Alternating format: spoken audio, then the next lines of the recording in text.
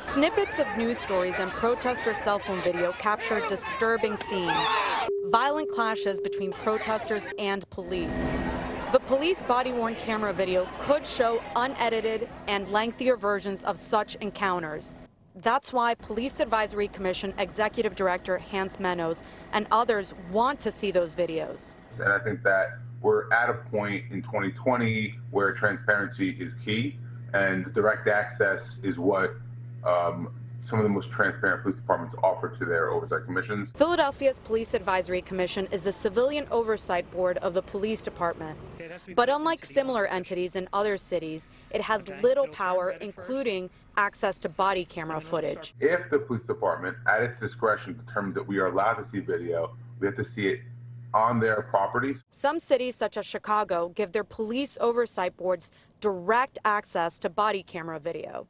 The reality is, the problem with policing in Philadelphia boils down not just to the high-profile incidents of violence, but also to the everyday interactions that can either bolster or degrade the police department's reputation. Philly Police spokesman Inspector SEKOU KINEBREW says the department is figuring out how to best balance transparency while following state law. What's not only reasonable, but also what can be done, what's possible given the limitations and the finite resources that we have. Regular citizens have to fill out a special state form to access body camera footage. But Philly PD stats show that barely anyone is asking for it. In 2019, only one request was made, and it was denied due to the incident being under investigation. The 5 requests made in 2020 so far are all pending. Democrat State Representative Dan Miller says the law behind the state form makes it nearly impossible for citizens to access body camera footage. When it comes to the vast majority of footage that is filmed off of taxpayer-supported cameras in anywhere, I think that you have to, the point should be, the default should be that that's open to the public. Miller has been trying to change the law. He introduced a bill that would in part lengthen the time period the public can request body camera footage from 60 to 180 days.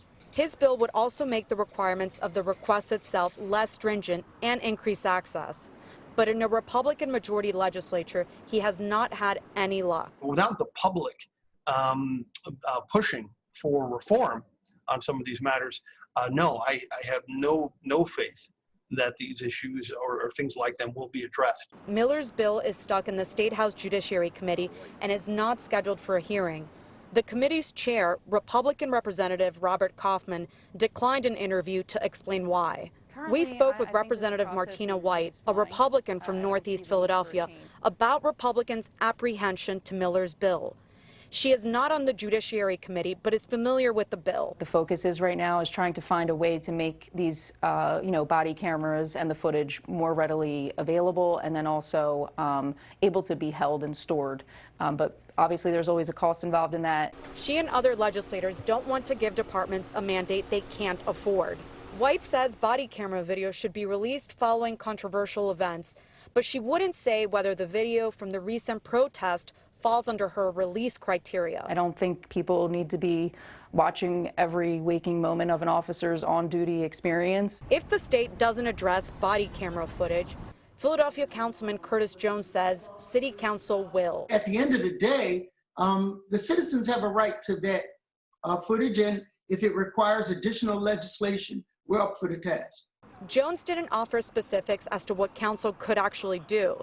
He says policies around the release of body camera footage need to be carefully thought out. How do we provide total transparency without causing harm to witnesses and bystanders? Jones plans to hold a hearing next month to discuss the police response to the protest. As part of that hearing, he will be requesting body camera footage. For the investigators, I'm Claudia Vargas, NBC10 News.